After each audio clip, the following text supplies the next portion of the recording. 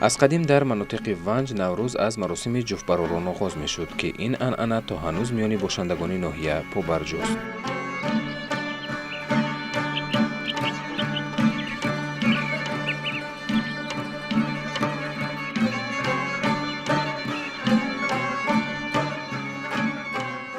قشلاق تیاری میدی، قشلاق تیاری همه طرف خبر میکنن خواجگی را که من فلان روز در فلان جا سر زمین فلان کس به سرجفتی میشود، تیاری دیدن در کار. به هر کدامون موافق شرایط و شرایط زندگیش اوقات میکردن. یکی دور در خواجگی موافق شرایط اوقات میکردن، جمع آمده همش آمده در سر زمین اوقات میخوردن، بعد زمین جفت سر میکردن. این سرجفتی به اون معنای بود که دو جفتی گاو می بیاوردن، میسفیدا بعد میشیشتن، تخمی میکردن، یک تخمی تو هزار تو بیشمار گفته میشپیدن و جفت میکردیم. حالا هم باشه همون عنعنه رفته است. دهه ما زیاده از 100 خواجگی دارد، 30 گکتر زمین کیشباب دارد که هر سال ما اینا با هم جفتی گاو جفت مینیم و مثال بسیار رلدونه کشت میکنیم، بعد یک کارتوشکا و پیاز. من در قشلاق این کار همچون عنعنه دوام داده ایستاده ایم و هر ساله کشت کار میکنیم.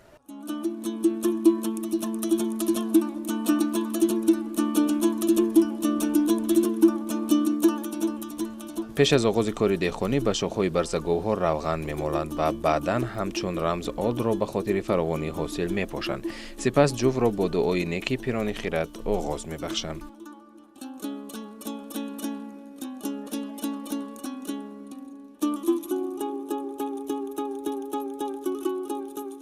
در سراسر وادی‌های وادخود پیش از همه سرجفتی از وادخود دروازه ناحیه ونج آغاز کرده می شد از زمانهای قدیم، زیرا که وادخود قریب اقلیم باد هوایش به درواز نزدیک است و همین روزها هم سرجفتی الکی در وادخود آغاز گردیده است و بعد چند روز در آخر و پیشنبی آباد و گیشخون و اوبر درگاه و دیگر جاها هم سر می شود.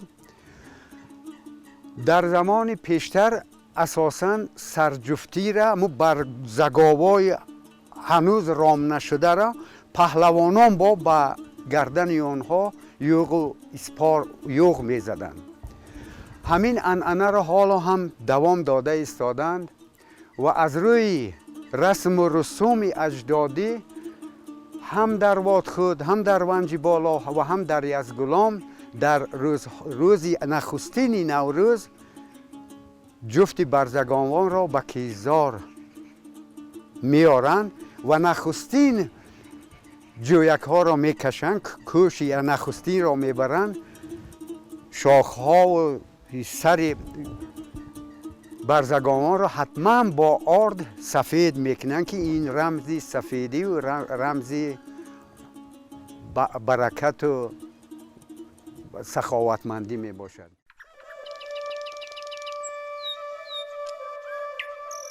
چطور مشاهده شد در اینجا زمین های کلان کم است. از این لحاظ مردم وقتی کشت کردن از واسطه های تکنیکی از جمله تراکتور کمتر استفاده برده می توانند. موسم کشت و کار اکثری باشندگان با همین اصول قدیمه که اجدادان ما آن را روی کار آورده بودند انجام می پذیرد.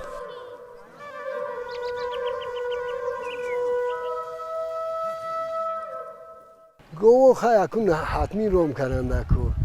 گاوی جفتی دیگره، گاوی مثال شیده دیگره. برای همین گاوایی که حاضر در اینجا هستن اینا روم میکنن. خیلی مسفیدا خیلی به زبان خودشون خب گفته، بربر گفته و گاوا را سخن میگن، گاوا گپ میگیرن. خیلی همگی اکثر روز 4 روز روم کردن پیش سرشوی کار. بعد 4 روز اینا خودشون رو میفهمن طریق جفت گاوا جفت کارا رفتن میگیرن. پا را میزدن در زمین که زمین برای آباد شود، کشتی ها. بعد زمین اگر قاق میبود باید فرام میکرد، آب میماندن و از سر اینا بعد با کشت دوام میکردن. وقتی که من در ایرانم کار میکردم اونجا همین خیلی ها دایره بزم است، گاوا را میبستن، بعد دایره بزم خطی به همون سر زمین میبردن. در سر زمین به حافظی میکردن و اوقات میخوردن و بعد زمینش ادگار میکردن. هر یک خواجگی گاو داشت، گاو جفت داشت، یک تا گاو جفت هر یک خواجگی داشت. لیکن با وای زمان قطعی گاو بر هم خدن خود تراکتور قطعی کش میکنن. خب بسیار زمینای ما داریم که تراکتور امکانات نیست و فقط گاو قطعی ما کش میکنیم.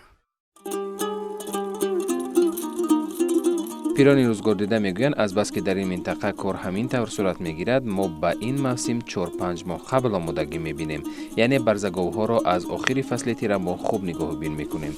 بدتر در ایام فرارسی گرما به آنها کم کم انیقترش در یک روز حدود 3 ساعت تمرین میکنیم. وقتی که جسم برزگاوها به کار عادت کرد سپس کشتی اساسی را آغاز میبخشیم. هر سال همین به حکم اناناس همین روز نوروز سر میشد، هم به حافظی میشد، مردم جمع میشند و دو فوتیا کرده جفت سرجفتی میکنیم و به همین گاو کار شروع میکنیم.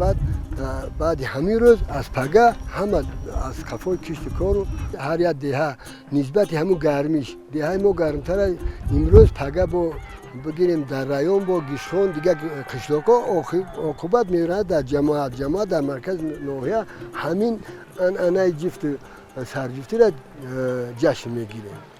من خودم گاو جفت راست کردگی هستم، یگان نان پان نمیتیم. گاوا را میگیریم میبندیم یک هفتنده و نورا از شیوه خنکشو میکنی. از گاوی رو دیدیم که خنک میکنی، یک هفته سیر میکنی و یک قایزه میکنی.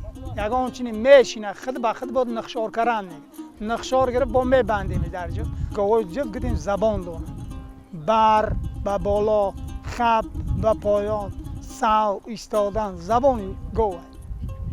وابسته به همون آدمی است که مثال در همون وقت اگر که خواجگیش مثال چی میزد پرزور میبرد و چی میبرد وای چی میکرد تیار میکردن همین گاو را. مثال یک گاوی که حاضرش دنی و همون دوره ده وای چی میکردن وای 4 تا 5 ساله میفونید که وای گاو بشوه، گاوی برای جفت بشوه.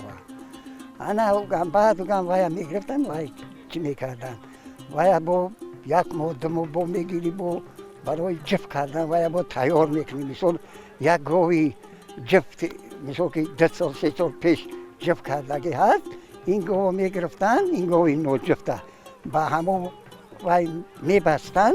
بعد وای کشاله میکرد میره یاد میداد که خیل وای همون جفگر یک برش میگه یک خفش میگه یک چیزی میگه با اگر که نره و شپم مثال یک چیزی میکنن انا تیارش میکنن بگم بعد وای میبندن قطعی همو گو بعد جفت میکنن. هنگامی که برزگاوها به میدان کش میبرایند قوه آنها را نیز سنجیدن لازم، یعنی هر دوی این گاوهای کاری باید قوه برابر داشته باشند. اگر یکی بر رقیب خود برابر بوده نتواند آن را نیز عوض کردن لازم، زیرا این هم به سلامتی برزگاو و هم به کار آدمی جفت را دشواری میارد.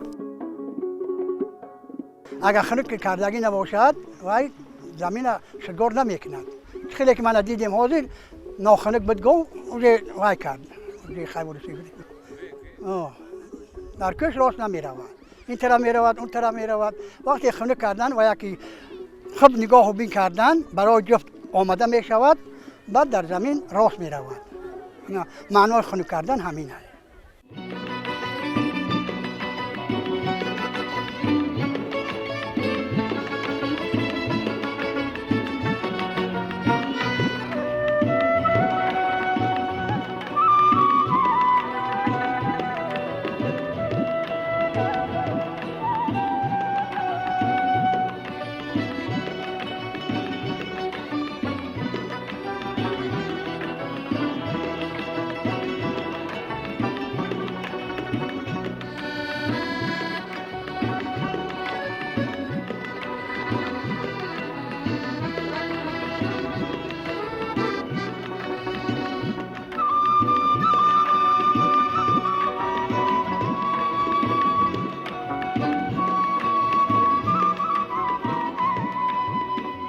در این مراسم در قطار مردها زنها هم با تیار کردن طعام‌های ملی سر زمین سهم می‌گذارند. انیق‌ترش مردها جوف می‌رانند و بانوان برای آنها خوراک‌های خاصی این محل را آماده می‌کنند و بعد از انجام جوف سرجم استعمال می‌نمایند.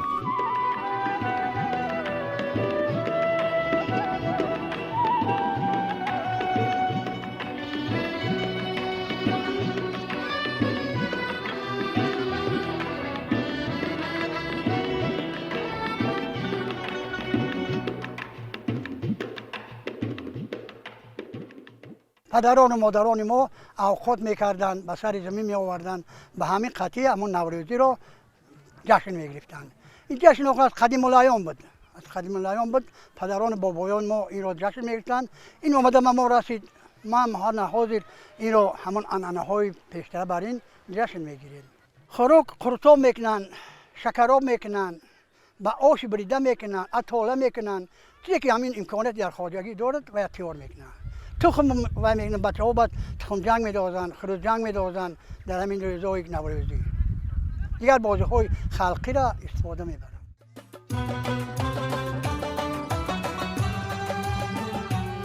خوراک‌هایی که اینجا آماده شد آش بریده، اوماج، شیرجوش، شیرکدو و دیگر طعام‌های خاص منطقه که با استفاده از علف‌های شفابخش کوهستان بود. به قول سالخوردگان این رمز فراوانی حاصل کشاورزی اینچنین غذای سالم را منداد می‌کند.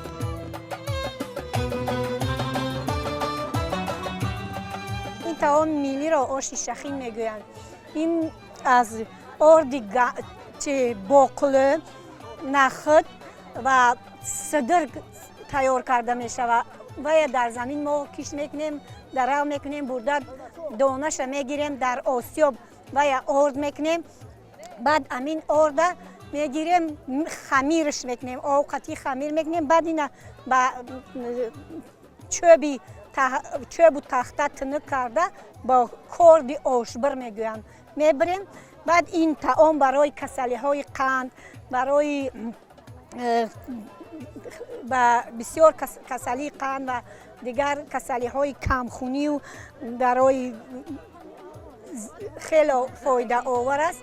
این پهلوانان در وقتی گشتین پیش برای که قوت و بازوشون زیادتر شوه این یک طبق اینا میخرن و بعد به میدان میبروین. در آش میدازیم، پیازش میدازیم، شبیتش میدازیم، مرچش میدازیم، انا خیلی میکنیم، در آب میدازیم، میپزیمش. بعد که برداشتیم در طبق و یک قطق میگن، انا قطق میکنیم دوغه قطیش، بعد میخرن آدمو. شیر جوش میکنیم، مثال خراکی روغن جوشی میکنیم، انا شیر روغن میکنیم، همه چیزای میکنیم. فایده نک. انا ما نمود میوه داریم، میوه رو خشک کردیم. این از توت، این از سیوپوره. وقتی که توت آسیاب میکنیم میگیریم، هم خیلی اردی توت میگیم، سیوپوره را میگیریم، سیوپیست. وقتی که اینو را اررش میکنیم، همراه میکنیم با قیماق،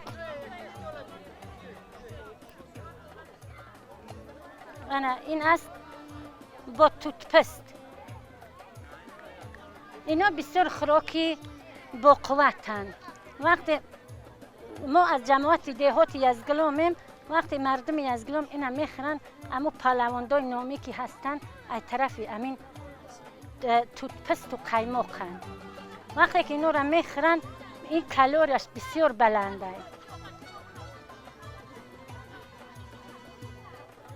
انا برای چند کسل دارو می باشد.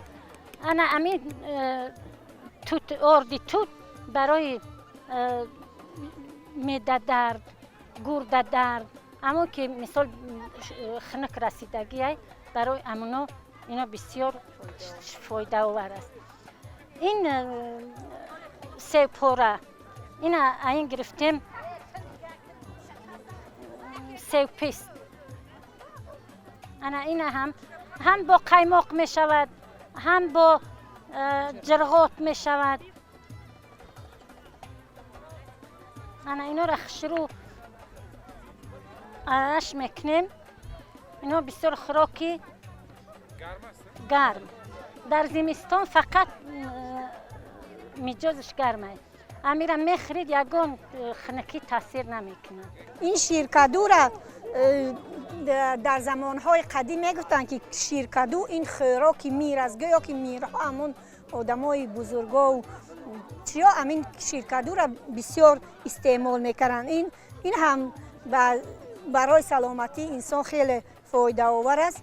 این هم آدمانی که همین کسلی های قند دارن، همین یک سببی حالا همین زیاد شدن کسل قند از آن عبارت است که همین طعام های میلی، خوراک های میلی، آن چیزی که از طبیعت است و یا را کم استعمال میکنن. برای همین کسلی خیلی در همین زمان زیاد شده است. پیشتر مردم گذشتمون بسیار همین کدو را استعمال میکنن. با در خونه هم ما باید که یک هفته است یا 2 هفته یک بار همین شیرکدو را بکنیم.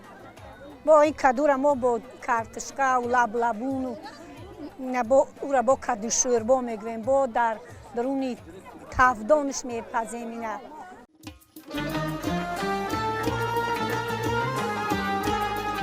در برابر این قسمی از زنهای کهنسال از خانه‌هایشان طعام‌های خاص بهاری سر زمین می‌آورند. این خوراک‌ها نیز از انواع میلی عبارت بوده: اوماچ و دلده، شیربرنج و شیرکدو، شیرفتیر و اتاله، شیربت و مانند آنها را در بر می‌گیرد که هر یکی آنها خاصیت به خود خاص را دارند.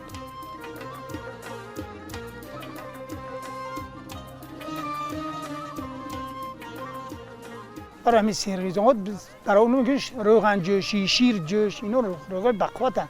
اینا بزرگتر روغن خیلی نمیریختن. نون ریزه میکردن در شیر، بعد روغن داغ کردگی میوردن بالاش میریختن بعد وای میخوردن. اون چخیل اونا میخورن باز خوردن نمیتونن. چخیل اونا روغن میخوردن، اون مصیبتایی که ما دیدیم باز روغن وارد مانند وای خوردن نمیتونن تماما. باز جوانای ما روغن باشه گوشت سیروغن نمیخورن. اون یک 6 تاگیشون یک طعام نه 2-3 طعام میخوردن. هم شیر جوش، هم باز یک خوراکش روغن جوشی میده، با روغن جوشی میخورن. همش از ترکیب روغن چی بود؟ روغن از استحصال خودشون بودن. نه مثلا شهر دشمیجا راه نبود که همش از استحصال خودشون میکردن میخوردن. در آمدن بهار ما فقط همین خوراک‌ها را استفاده میبرن، چون که ارگانیسم به قوت است. بعد همینا را میخورن. بسیار مردکا اینا را استفاده میبرن که جفت میکنن، مثال یگان کارهای وزنی نمیکنن. این فایده آوره. در صحرا یک تشه بخره از سحر تا بیگره کار میکنه، در صحرا یگان گشنه نمیشود. همین خیلی با قوت هستن. بسیار تا در ماشینه میکنن، حاضرن این چیزای اوحانی برمدگی در اینو میکنن. از پیشترها در چوب میکنن، در خانه‌های کلان در ستنبا میبستن و جای مخصوص داشت. از وی بعد میبر آوردن اینه. این محصولات اساسی بهاری مردم میبرن بسیارتر نمینه. اگر همون شیر سوز باشه و همون جرغاتش خشره باشد، مسکش خشره میآید. اگر خیلی شیری تنک باشه با این همون گو معلوم میشد. خوراک خود خوراک گو. همون گو اگر که خود خوراکش نغز باشه، گو خشره نگاه کنی، ای وی هم شیرش خشره میآید، هم چکش، هم مسکش. وای تیزی بعدش میبروره، مسکش هم سفید میبرویه. این مسکه که دستی قطی میبرویه، این مسکه زرده، روغن تازه میبرویه. وای ماشینه تیز میگردونه، مسکه سفید میبروره. ترکیب این بسیارتر و مزه تره. هم چکش، هم دوغش، هم مسکش. تو حتی ایمو همون آبش هم نمیپرتوین. بعد یک وای همون چکر هم میگیرن، آبی چکر هم نمیپرتوین. وای عبرت نبو برگشته باید گوه بومیتین. باید گوه بومیتین. میبنه قطعی همون جمیخ و همون محصولات های دیگری که برای گوه هستن، قطعی ویال رش میگن، گوه باز میخوره. نمیپرتوینش.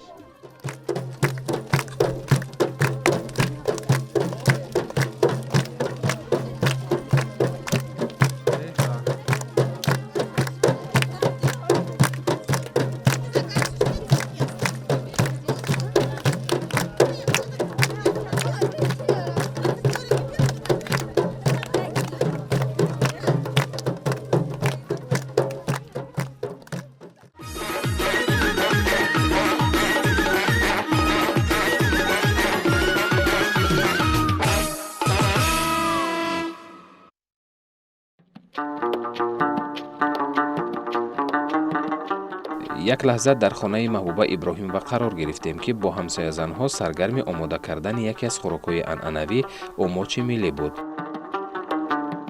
بسیار میخوردن این حاضر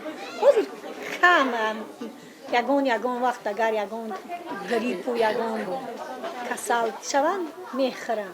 خیلی هر روزه و هر هفته نیم یک چیز در وقتی ضرورت در پیش وقتا در گذشته ها این خوراک بسیار استفاده میبرن. میخورن بچه ها این اگر که همه شرایطاش و همه همون چیزای جزئیاتش قطعی نگه ما تیار کنیم این همه میخورن نه اینکه بچه ها نه.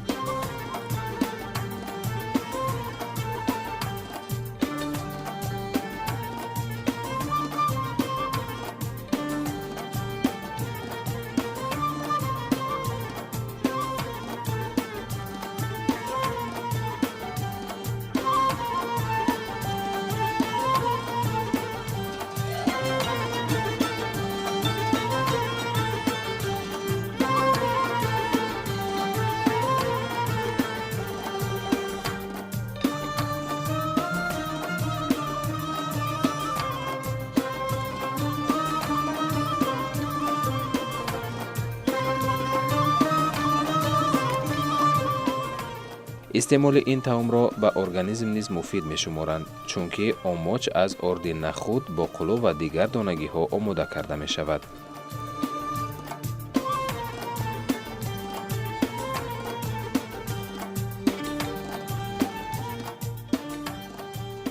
خوریشش پودینه لب جو و پودینه گلی ریحان و پیاز کبود و گشنیز و بعد پیاز سفید اینا ما وایورا انا درامه خیلی کباب میچکیم و بعد وقتی که این خوراک ما تیار کردیم ما با بولوش همش خوریش همراه میکنیم و بعد چی قطعی دوغ برای زکام هم اینا همش خوراک پرهیزی قطعی همون خوریش مرچی تیز همراهش میکنیم بعد چی را میبره زکام.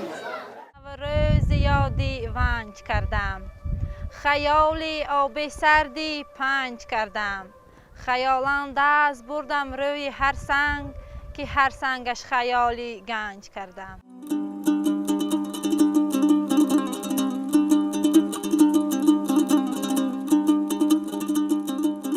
این مکان زیبا را اکثریت ونج پرگنج نام میبرند. مردم مهنتکش این دیار محض از حساب این نعمت‌های عطا نموده طبیعت زندگیشان را پیش میبرند. ضمن سفر به این گوشه کشور احساس میشد که در حقیقت منطقه سحرانگیز و افسانه‌ای است. در یک شعر ایدی بخت که استاد مومن قناعت بسیار خوب تجسم یافته است. دختری تاجیک آن شب سرمه تر می کشید بافته موی قطاری شانه بر سر می کشید هیچ چیزش هم نباشد از لباس و مال و حال او برای جبهه پرنور می انگاشت خال یا که یک مرجان می کشید یا که یک تکمه در پیشی بر می دوخت او آتشی نوروز را تا صبح دم می سوخت او پاس این ایدی بهاری از برای بخت بود بخت کم دیداری بی پروا عجب دل سخت بود هیچ کس او را نیافت بخت در دنیا نبود.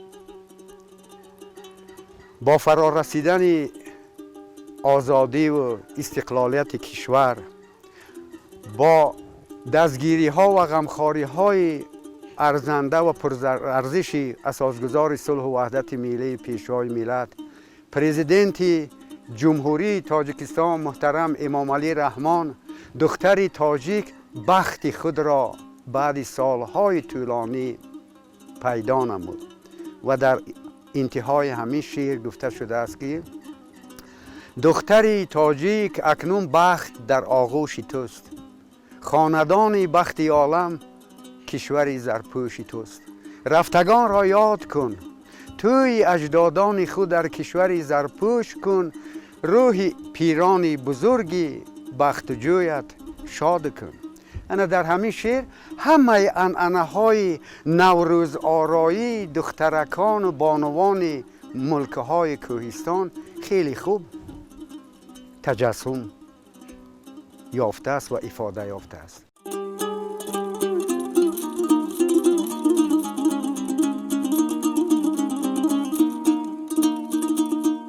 باشندگان این منطقه در برابر باغداری و کشاورزی رشد هنرهای مردمی را نیز در کنار نماندند. کسب آهنگری در ناحیه ونج همچون کسب اولادی زینه به زینه تا امروز به میراث مانده است.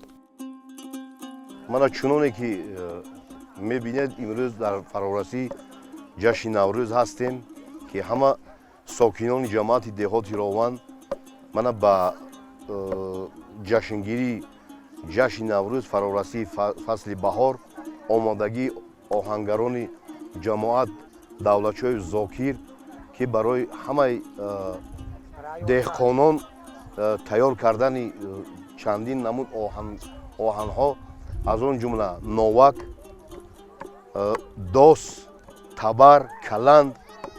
من چنانه که باز میبینید هنرمندان طبق تراش شمس باور، نهمانوف ششه، قوتوف شیخ برای تراشیدن طبقها برای مردم آمادگی خود را گرفته ایستادند. سال به سال من هنرمندان طریق برق پیشتر کمتر طریق آب میکردن، حاضر طریق برق کتی همه کارهای خودشون سبک کردند. چیزی که در این جای زمان میبینید همش برای بهاری تیار کرده شده است. از آن جمله چنگک میگه ما با لفظ ونجگی خودمون که این برای بهار بسیار مفید است، برای ما در کار است. زمین ها رو با ما کلوخای کلان کلان ملایم کرده میکشیم و بعد از این چیزی که برای بهاری ما در کار است من اینا کلند ما میگیم.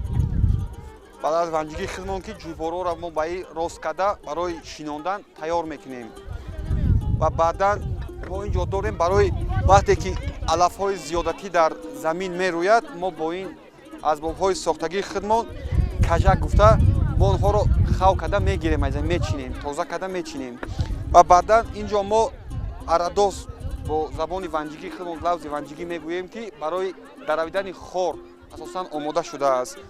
بعدا اینجا تبرها است، تبرها برای هیزم شکستن هیزم میشکنیم با اینها. امروز اکثر آهنگران منطقه به ساختن اسباب‌های نوک مشغولند که آن را برای شدگار کردن زمین‌ها استفاده می‌برند. با فرا رسیدن ایام بهار طلبات به این محصولات بیشتر می‌گردد.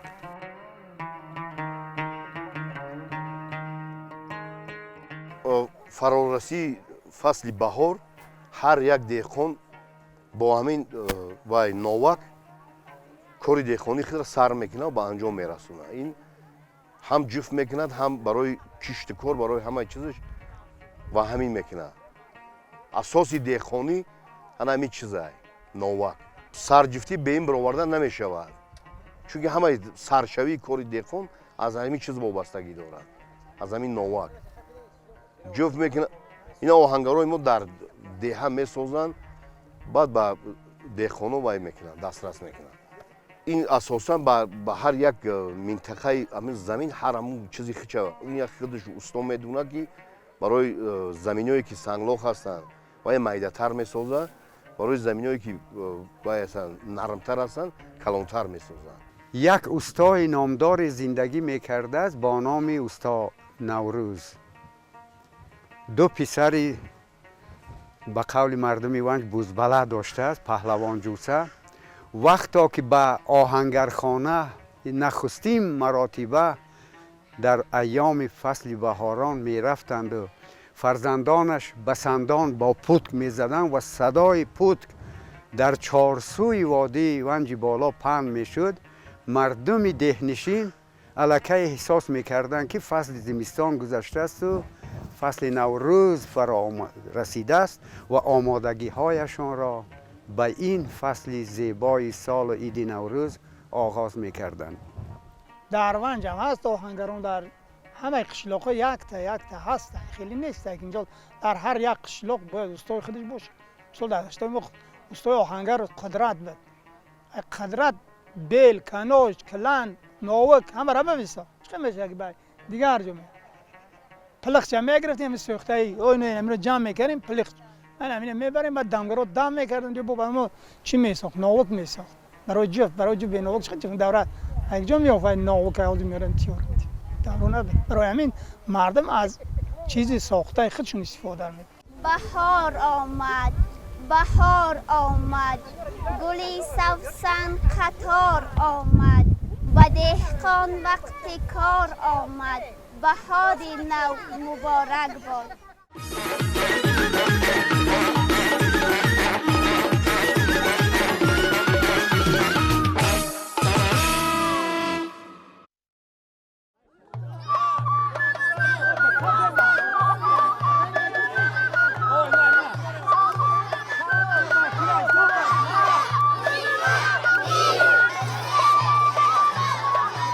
نوی از سنت‌های قدیمی دیگر این ورزش می‌باشد. یک بخش جشن نوروز را بازی‌های سنتی ورزشی تشکیل می‌دهد.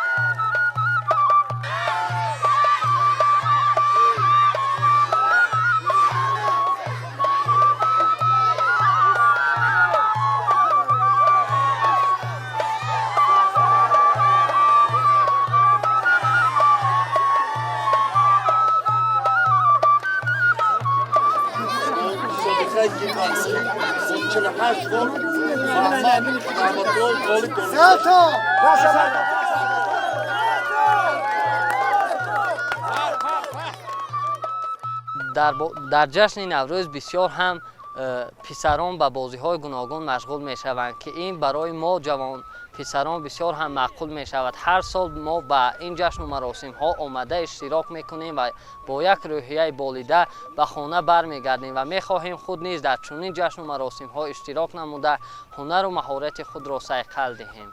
دوزداشته‌ترین بازی برای کودکان و نورسان این اساساً خروس جنگ و تخم جنگ میباشد که این یکی از رسم و آیین‌های قدیمترین در بین ما خلق ونج به حساب می رود. از این رو هر یک کودک انتظاری میکشد تا فصل بهار و جشن نوروز فرا رسد و آنها یعنی خروس‌های خود را آماده می سازند و برای این جشن و مراسم‌ها خود را همیشه آماده می گیرند.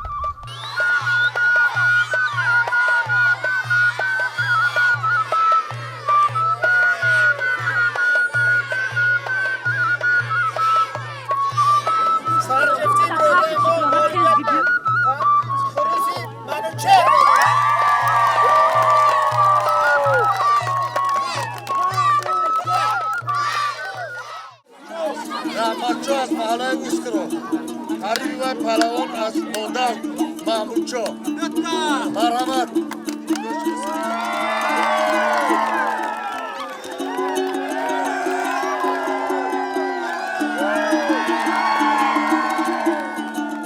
در ایام نوروز مسابقات پهلوانان در نمودهای گوشتینگیری، بانکشی، کپجنگ و خروس جنگ می باشد. باید قید کرد که از همه مسابقه معمولترین نوروزی که گوشتینگیری است خیلی رایج است. قریب در همه دهه‌های ونج و درواز مسابقات نوروزی گوشتینگیری برپا می گردد. قبل از همه دو موش سفید رمزن به میدان می برآیند و با رقص گرد میدان چرخ زنی نموده مسابقه را آغاز می نمودند.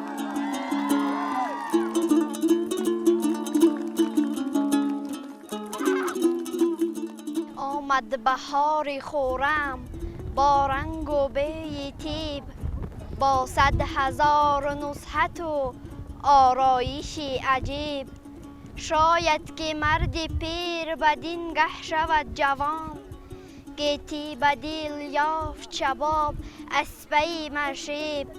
چرخ بزرگوار یک لشکر بکرد، لشکرش ابر تیره و بادی صبا نقیب. نفات برق روشن و تندرش طبل زن، دیدم 1000 خیل و ندیدم چنین مهیب.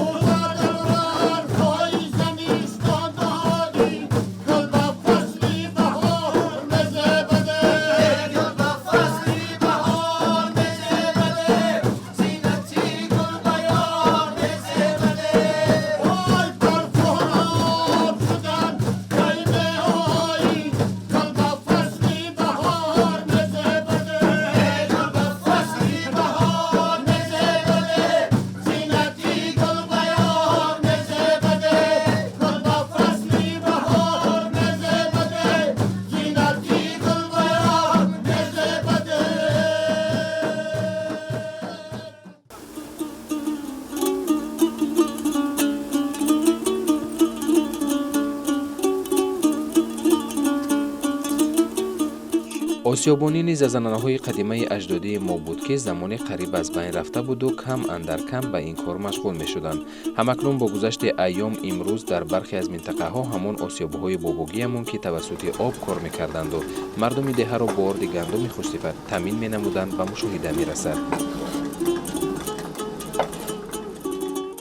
мардум оварда дар инҷа ҳамон гандуме ки дар кӯҳистон мақсад дастрас мекунанд ва меҳнат мекунанд тирамоҳ оварда дар ҳамин осёб орд мекунанд, баъд ҳамон рӯзгори худшона пеш мебаранд.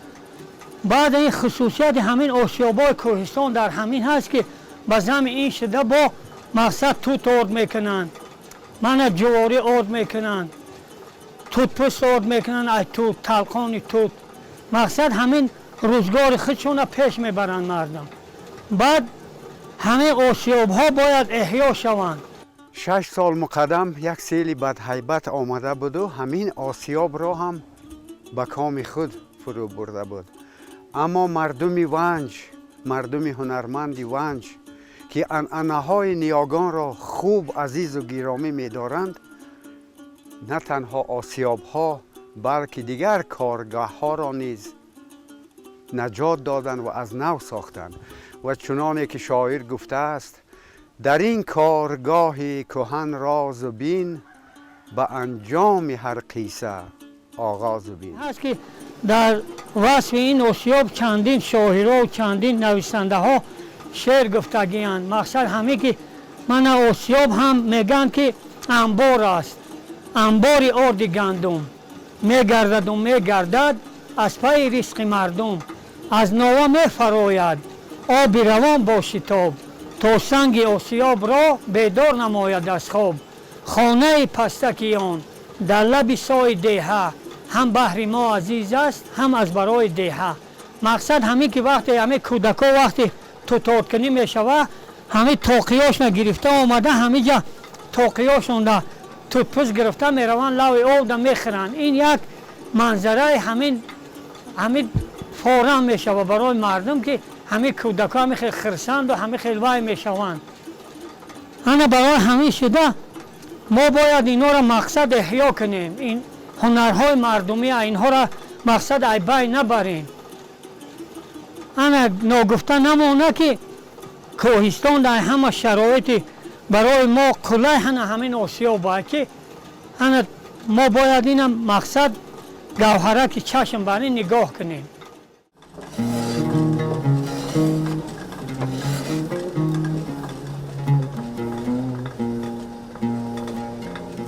чархи осёби бобои Маҷид Давлатов ки падарбузургаш сохта буд солҳост гардон аст. осёби мазкур болотар аз деҳа дар баландии кӯҳ ҷойгир аст. бобои Маҷид ба сину сол ва дурӣ роҳ нигоҳ накарда ҳамарӯза ба ин ҷо меояду гандуми мардуми минтақаро орд мекунад.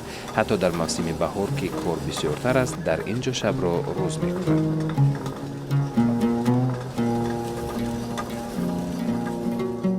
беҳуда нагуфтанд ки об модари осёб аст. вақте ки об мақсад бисёртар боша, тезтар мақсад орд мекунад. орд мекунад як рӯз то бегаҳа 6-7 қоб линча орд мекунад. баъд мақсад ҳамин ки ба замин шуда шабона орд мекунад. мардум ҳамин қишлоқҳои поён дар об нест, баъд ҳамаш ҳамин қишлоқи мо да меояд, мақсад ҳамин гандуми мақсад нахитаю, баъд боқле мегӯянд ай мо барои касали қанд ва ёро мақсад орд мекунанд, мегиранд мебаранд ба хонаошна. ӯ қишлоқҳои поён да мақсад қишлоқи Бодхуд, Пайшанбиобод, Роғ, Ускроғ, Скад қишлоқҳо да вай осёб неста. ягона осёбҳо ҳана ҳамин дарёчаи Роғ, ҳана ҳамин осёби ҳамин бобои Амон, баъд бо осёби бобои Маҷид мегӯянд ӯ тарафи вай дарё да ҳамин ду осёб арзи вуҷуд дорад. ҳамино ба мардуми Ванҷа хизмат мекунанд. осёбо бидан дар ин деҳа асосан деҳаи калон деҳа да доштанд, ҳамаи осёбо дар он деҳа дар деҳаи мо буд ва ини баъд ҷудо шуд. ҳамаи осёбошон дар ҳамон деҳаи Пайшанбиобод буд. инҷа сабабаш ин ки дар мо об кам аст, осёба гардонда наметавонад. обе ки барои осёб гардондан будан ки дар боло ҳастанд, лекин ҳамаш канда шуда. вақте ки барқарор шуд, ҳар ҳамин даранда 3-4 осёба ман дидагиам که برای کندن آسیاب بدارین دیگه لیکن بسیار دول به اونجا میبرن لیکن دیگه اکثر به در آسیاب میکنن به این جنرال به اونجا باید قشنگی بود میبرن به دیگر قشلاق‌ها میبرن به اون راه میبرن همه را در آسیاب میکنن. انا مقصد بازم این شده مقصد در جشن صده جشن نوروز برای نمایشگاه آورده مقصد همین ارد گندم همین ارد گندم ای خدمونه و هم میبرند مقصد همون نمایشگاه را نشان میتین انا باقلو را نشان میتین که برای کسل قند بسیار این اثبات کردگی ای تیپ که این مردم باید در یک ماه نکمش 3-4 بار بخورن آش میبرن همین ارد باقله بعد همین قطعی میخورن مقصد همون قندی همون آدما با طرز معین پس میشوه دویم فصل سال در کار میکنه برای که اینجا او همین دریاچه را خورده دویما جاری ای یگان کم و بیش نمیشوه خیلی تابستان مقصد همین که دریا میشوه لیکن تیرما هم آب است قشلاق‌های پایان در آب نیست تماما آب نیست آب کم ای این آسیابا مقصد آبی که هستن برای اینا آب لازم ای اگرچند سینش نزدیک به 60 رسیده است و فرزندان کاری او را در این آسیاب قبول ندارند اما بابای مجید خود را هیچ بی آسیابش تصور کردن نمیتواند زیرا او از این کار نه تنها کمک به زندگی میکند بلکه کار کردن را مفید به سلامتیش میشمارد. مقصد همین اما که برای همین ما آدم ها همین سبوس باید در ترکیب همین ارد باشه همه همون مقصد همون ویتامینی که مقصد در همون ارده که ما این مگزینا میگیریم دوایی نیست نه که در این همش هست برای همین ما باید بسیارتر این استفاده کنیم و یا برای مقصد یگان مقصد پچین میپذی یا تورت میپذی یا چیزی دیگر میپذی نه که برای نان این لازمه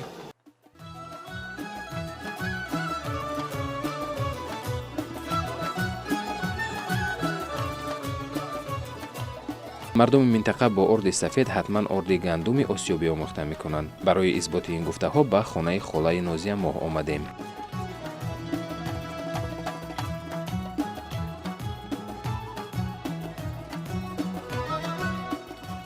چپاتی آش برای آش چپاتی را آش میخورینی آش بریده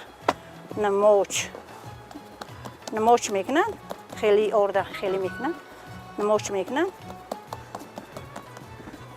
بعد چپاتی قطعی میخورن دخترای من خیلی در خانه من نکرن خانه شویاشون میکنن خیلی نو میخیلی بعد نمیکرن خیلی نو دخترای ما ترینن چخانه خاله نازیه نانپز ماهر منطقه ونج است. نانهای شیرمال و بولازتش او را در منطقه معرفی کرد. او را سر دیگدان دیدیم که مشغول چپاتی بندی بود. از لطف و مهربانیش دریافتیم که زنی است کشاده چهره، خوشمعامله و آدم دوست دار. سر صحبت نشستیم با او اطراف هنرش. انا بچه جان انا طرز پختن چپاتی ما نمی خیلی بسیار قریب چند تا 500 تا 600 تا میبستیم چپاتی حاضی همه چیشین با چپاتی کم میکنیم نمیکنیم خیلی کلچه چم میکنیم کلچه مایده میکنیم پیش میکریم تنظیم بر هم شی خوب شی هم تنظیم شی یعنی پیچه هم خوب شی در آموزش این هنر مادرش را که نانپز ماهر دهه بود استاد می‌شمارد. به قولش هر روز رخساره‌های از علوی تنور سرخگشته مادرم را دیده و هوسم می‌رفت که باره هم من نانپزم. آن وقت تقریبا در صنف دهم می‌خواندم و زواله ملایم با صد شکل و صورت زیر پنجه‌های او پیچ و تاب خورده ذوقم را می‌افزود. انا همین نون خیلی را من ایوچم از صنف دهم آموختم. از صنف دهم آموختم بعد تا همین درجه را من نون میکنم. کلینو هستن که با هم نون میکنم. کلینو خیلی میکنم با من نمیکنم. ما خیلی دیگرانای خیلی داشتیم. پیشاشون خیلی داشتیم. خیلی پیشاشون اینجا میبستیم خیلی طرف میشتی میبستیم. دیگرانای دوره آچینم. او را مردم در معرکه‌های خویش همچون نانپز ماهر همیشه دعوت میکنند. میگوید برای من پختن نان‌های کلان کلان پسند است. نوروزی تازه روی آمد به دشت و کوه آبی زلالی رید شسکا کلانی بیدار شد زمین از نوقت بهار بلبل ترانه خواند با قلبی بیقرار گل ریخت هر طرف از خنده بهار زیبا شد آسمان زیبا شد این دیار نوروزی نازنین نوروزی کشورم تابی به چشم من زیبا چو مادرم. طبق چوبی در ناحیه‌های مرکزی و جنوبی تاجیکستان تا به حال خیلی استوار و وسیع معمول بوده، حجم و اندازه و شکل گوناگون دارد. آن را در دستگاه‌های مخصوص یا با دست می‌تراشند. در کشور در جمهوری تاجیکستان مردم خیلی خوب می‌دانند که یک مکان اساسی هنرمندان هم قدیمه و هم امروزه این دیار ونج میباشد. طبق قاشق‌های از چوب چهارمغز تراشیده استاهای طبق قاشق تراش ونجی در سراسر کشور و بیرون از هم معلوم و مشهور است. در وادی ونج بالا باز در دیهه‌های مدیخر، شیرگاود، غجاوست، غومست همین عنعنه قدیمه پدر و بابایان را ادامه داده اساساً در عیدهای مهرگان صده و از همه زیاد در نوروز هنرمندان ونجی طبق قاشق می تراشیدند و امروز هم همین عنعنه ادامه یافته ایستاده است و از همین روزها سر کرده تا ابتدا تا آستانه عید نوروز در ناحیه ونج پیش از همه در وادی ونج بالا طبق قاشق بسیاری می تراشند که عدد آنها از 100 200 300 هم می گذرد. 87 سال اما رباب تراشگی مال درجه حضور نداره.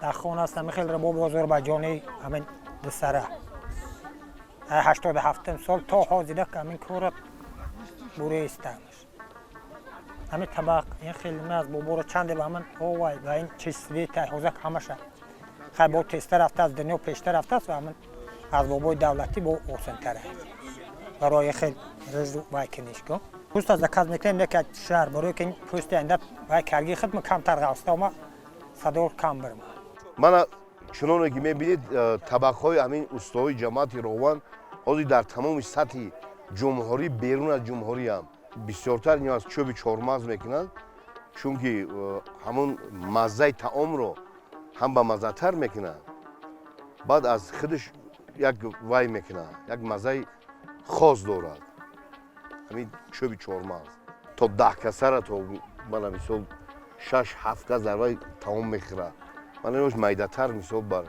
برای اویلایی که فرزند بسیار کودک دارن برای این استفاده میبرن. از همه جالب این بود که کارگاه موسفید 84 ساله ناحیه به استفاده قوای برق یعنی با آب کار میکند و او را خودش زمانی جوانی ساخته است. من اندازم سلام کاولی زای خوشقای امروز را همرم اول بابا میتروشه هنوز هم دست کار کرد دست مردکه این اساساً چیست توتای و توتای زردولی یوشم روتای همه خیلی همه چهارمغزم میشوه بعد همه پروردش میکنیم اول همه قطعی ووری خب پخته کشی همه که رسی برای که مهنت دست نروه بعد دیگه تروشه سر میکنیم اساساً زردولی و همه توت اینا چوبی که دامه سختی پرورده میگیره خودش همان چه میوه انکشاف میوه همو میخیزه همو نقصتره صداش هم خوبتره چند میره و که من صداش رو نقصته میبره خصوصیت اساسی این ای چوبی چهارمغز اگر چوبی چهارمغز سخت و مستحکم نباشه چی خیلی از وای طبق تراشیدن ممکنه دیگر چوب ها همش ویران میشه نه که چوبی چهارمغز ویران نمیشه این همه حساب تکنیکی همه حساب خیمیکاتی که در ترکیب ماده های خیمیکی در ترکیب چوب است این چوب علاصفت چهارمغز همین کدام نمودی نه که طبق تریزر هم چهارمغز بسازن در هم چهارمغز وای دور و دراز دوام میکند 10 تا که کتا کریم خودش کرد نسته تا خونته استان چند کسش نگاش ما کتاش استان اینا بین سری بند 50-60 کیلومتر ما پون ترک کومایی مگر هم هنرم نمیبینم من کیلومتر نه هست میرم هنر بهتر از 30,000 نه همه خیلی چون که در فیاد گفتم اما طبقه متروش نظام سن سالش خیلی کمتر برفت از باید 80-90 در است همین رو متروشه همه همین رو هم یاد گرفته حوال یاد تروشی دمایو مورا گفت که همین کوری منم میکنی دمایو مسترش کرد استفاده چنین طبقه‌ها خیلی قلای است. از جهت اقتصادی هم خانواده‌های سیرکودک استفاده طبقه‌های چوبین را بیشتر می‌پسندند چون که آن نمی‌شکند. به قول این استاد ماهر طبقه‌های کلان در توی معرکه‌ها استفاده می‌شوند. برای بچگان طبقه‌های خردکک می‌تراشند.